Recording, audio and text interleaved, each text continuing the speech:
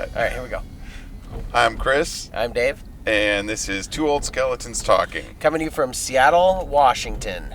So today we're driving north on I-405 from South Center through Renton. What's our topic for today? Our topic for today is Alaska. Alaska. All right.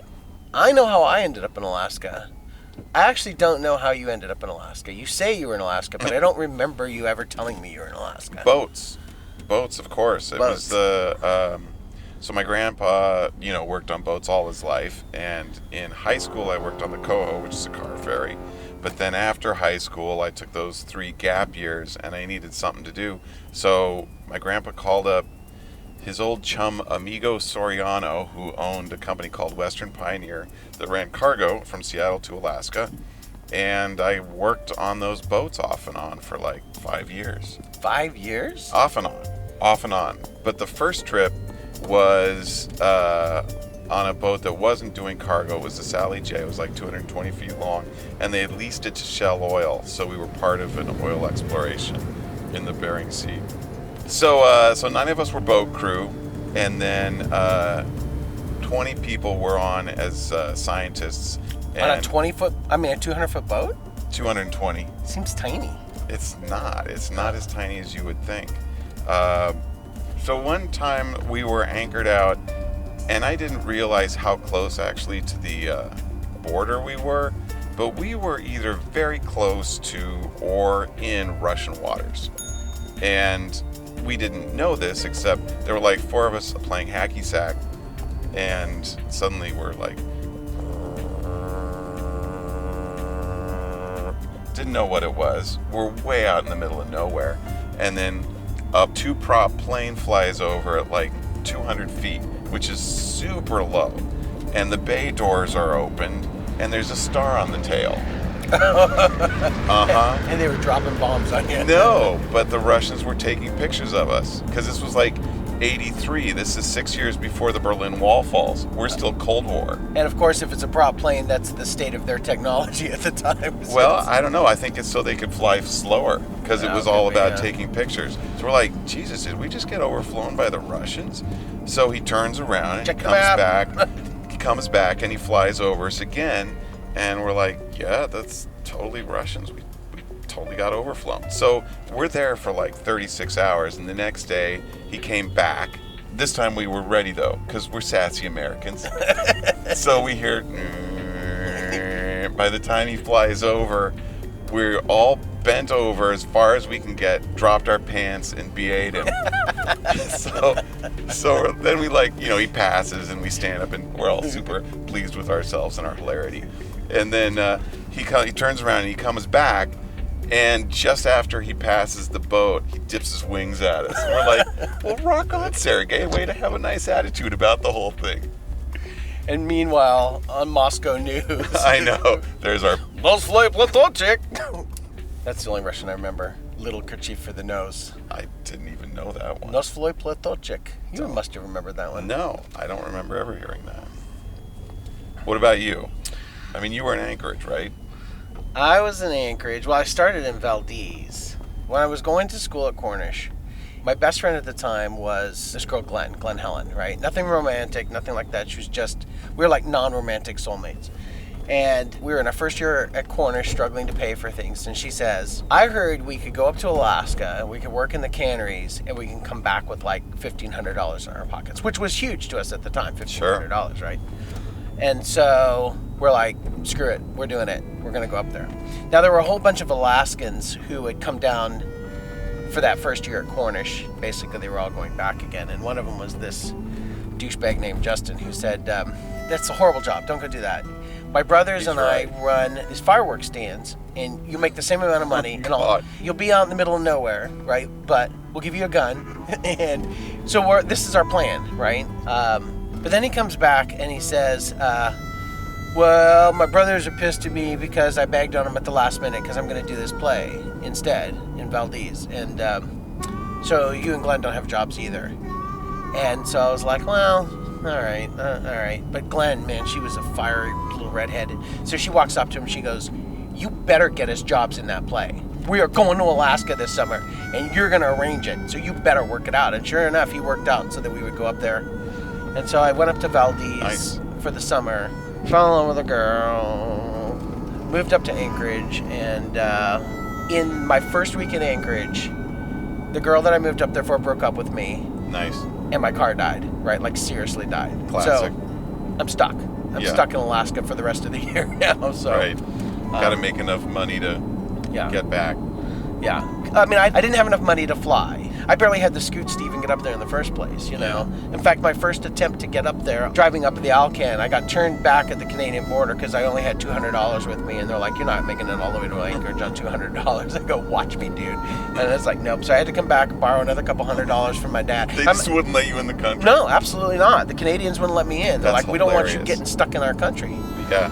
And so I said, well, how much will it cost for me to get to Alaska? And guys, well, it doesn't work that way, eh? I go, how much money do I need to have in my pocket so that you will let me in your country? Well, it depends. How? Is 500 enough? Well, I don't know. Do you have 500? It's like, okay, I can go get 500. Is that enough money? So eventually I came down and borrowed another 200 from my dad and then just sent it back to him because I got in there for under 100. Which, did I ever tell you about getting to Alaska? Like driving up there? No. So I had driven the Alcan the first time with Justin, and we did it in 4 days. Comfortably, right? Okay. I know that I have 4 days to get there, and I know we did it before in 4 days, and I look at the map, and the map is in 4 pages, and so, simple me, I'm like, yeah, no problem. I drive a page a day. Yeah. This is super easy. I know I can do it. So by the time I finally get enough money and I get rolling on this thing, I drive. I get through Vancouver, driving up to Prince George or Prince Rupert or whatever the next town is up, you know, a major town that you hit. Yeah. And I'm driving. I'm driving 8 hours and I'm not there yet. And I'm just like, what the what? Right? Sleep for a couple of hours, get up, drive a couple more. And by the time I get through just the first page, I've been on the road now for, 16 hours or something like that. Yeah. And I was like, oh, this is, what? Not sustainable. What? No. What did I do? So I power sleep, get on the road. At the Alcan, if you run out of gas someplace, like in the middle of the night, you don't get to drive all night. Yeah, there's no 24-hour gas stations there, right? Right. So you pull into the next place that there's gas, and you park it in the parking lot, and you sleep in your car, and you wait for them to start pumping gas at 10 o'clock the next morning or so, and that's when you get going again, right?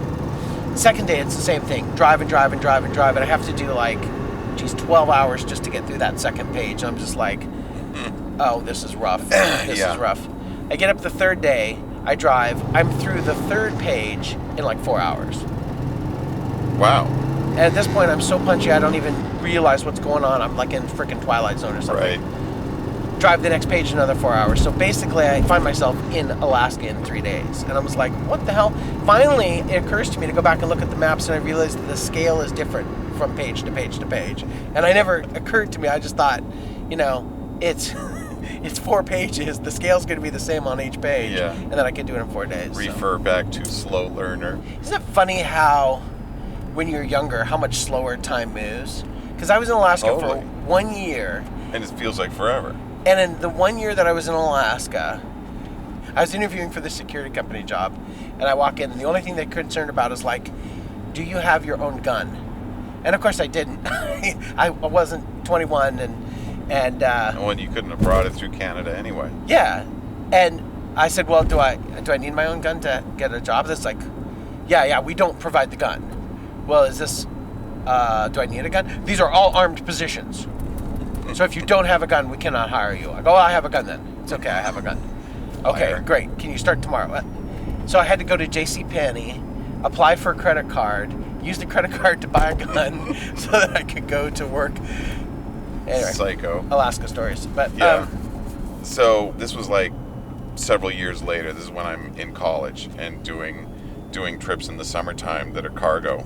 So when I knew you were doing this? Oh yeah. Oh, I didn't know that. Yeah, I did this in the summer between each of my years until senior year. Yeah, I'd usually go up. It was about a little under a month trip, and we'd carry all this cargo from Seattle to mostly the Aleutian chain, and offload it, and then we'd backload with fish and crab and whatever else that had to get frozen and go back to Seattle. So that's what we do. So we're in either Dutch Harbor or King Cove, I don't remember which, but we had just finished loading up the boat with boxes of cod, 45-pound boxes of cod, and they were all palletized, so it wasn't too bad. But then, for I don't know what reason, the home office calls and says, okay, so actually we want that cod on another boat that's going to come meet you. So we had like a few hours of sleep, and then me and one other guy went down into the hold, and this is -10, so we're in the freeze. And the crane would drop in a pallet, and we would fill it up with 45-pound boxes of cod and tie off the top layer. Then the crane would lift it out, drop in a new pallet, and we just do that again. We did that for 22 hours. Yikes. With 3 breaks. 2 of them were 15-minute breaks, and then there was a half-hour break in the middle. And like at hour 8 or something like that, somebody called down, hey, you guys, you want a snack? A snack? Yeah, I know. No, I want to go home. So the other guy that was in the hold with me, he had his cigarette, so he was fine. I said, I'd take a cinnamon roll. So he goes and he, spreads a bunch of butter on his cinnamon roll, nukes it a little bit, gets it nice and toasty, puts it in a Ziploc bag and tosses it down to me. We've got like 2 rows to go on this pallet. So I set it aside, finish the 2 rows, and the crane lifts out the pallet. And this is like 2 minutes later, and I open up the Ziploc bag. Frozen solid. It's frozen solid. I can't eat it. So I had it later when it was the half-hour break. But the reason I remember this is because at about hour 20, I was a dilettante, right? I'm doing this in the summertime, and I'm in college, and in a couple of years I'm going to graduate and spend my life in the arts. Yeah. Right? But at like hour 20, I kind of thought, remember this. Remember how hard this is. This is the hardest you're ever going to work in your life, and don't whine. There's guys that do this their whole lives, and you're going to go be an artist. So just remember how hard this was. It was 22 hours in the freeze. Yeah. No, I never had to work that hard. Even when I went up to Alaska, I just worked in the arts. So yeah, I didn't have to do any of that stuff. So that's Alaska. Yeah. That was Alaska.